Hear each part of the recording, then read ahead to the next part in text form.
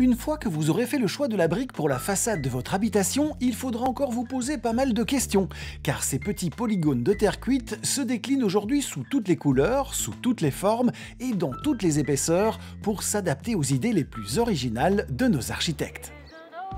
Le choix va être de plus en plus grand. Avec toute cette palette de matériaux, on peut vraiment faire beaucoup de choses.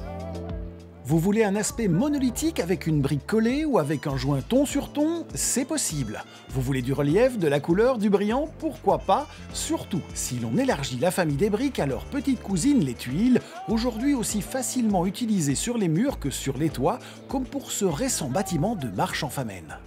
On a toute une panoplie de textures et de couleurs par rapport aux brillances et aux mats. C'est ce qui crée justement le jeu dans la façade. Grâce à la juxtaposition des tuiles mates et des tuiles brillantes, les variations de la lumière font vivre la façade, donnant des reflets et des contrastes particulièrement intéressants sur ce bloc presque noir. D'un point de vue architectural, la tuile s'est ici adaptée à une pente de toit particulièrement douce.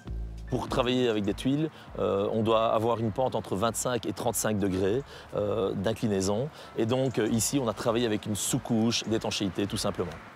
Les tuiles utilisées en façade présentent en outre des avantages techniques importants, notamment leur faible épaisseur qui laisse toute la place à une couche d'isolant qui se fait de plus en plus épaisse au fil des évolutions de la performance énergétique des bâtiments. Certaines ont été conçues spécialement pour que leur système d'accroche sur un bardage permette de les aligner parfaitement pour un rendu tout à fait lisse, tout en cachant conduites et descentes de gouttières.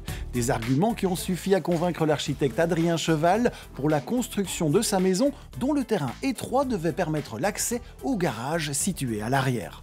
Mon intention était de créer un bâtiment différent, mais qui tienne compte de l'environnement bâti. Au niveau du choix des couleurs, on retrouve 4 tonalités différentes.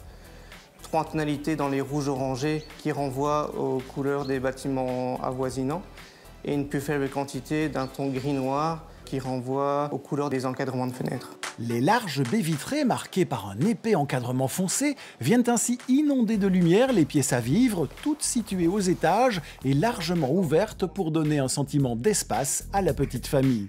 Outre l'originalité, la tuile offre aussi ici l'avantage d'une excellente protection contre la pluie, particulièrement utile sur cette façade orientée à l'ouest et donc soumise au vent. À l'arrière par contre, côté parking, l'architecte a choisi des briques au reflet chocolat qui répondent au doux nom de Marron Shadow de chez Terca, avec un format allongé et une texture arrachée dont le rendu s'adapte parfaitement au relief de la façade.